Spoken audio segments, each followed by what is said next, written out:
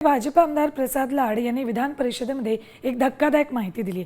त्यांचं बनावट लेटरहेड आणि सही वापरून तब्बल 3,20,00,000चा निधी वर्ग केल्याचा धक्कादायक प्रकार उघड केलाय।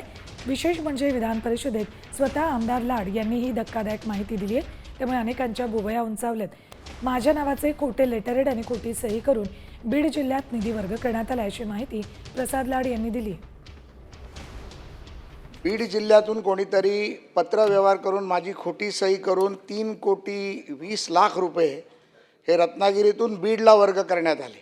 तर कॉपी मागवली असता लक्षात आलं की माझं लेटरहेड खोटं वापरलं आहे, माझी सही खोटी मारली होती आणि त्याच्या पलीकडे जाऊन त्यांनी वेगळ्या पद्धतीचा आता काहीतरी नवीन सिस्टीम आली आहे AI च्या माध्यमातून माझा आवाज काढून फोनवरती पण बोलले आणि सांगितलं की मी प्रसाद लाड बोलतोय, आत्ताच्या आत्ता तुम्ही निधी वर्ग करा। सरकारला माझी विनंती आहे की आपण ह्या बाबतीत एक तर पोलिसांना निर्देश द्यावेत। ह्या लोकांची नावं कळलेली आहेत, कोण कोण आहेत ते कोणी असतील, कुठल्याही पक्षाचे असतील, त्यांना अटक झाली पाहिजे। आता isakal.com आहे देशातील नंबर 1 ची मराठी न्यूज वेबसाईट। प्रत्येक अपडेटसाठी isakal.com ला नक्की भेट द्या।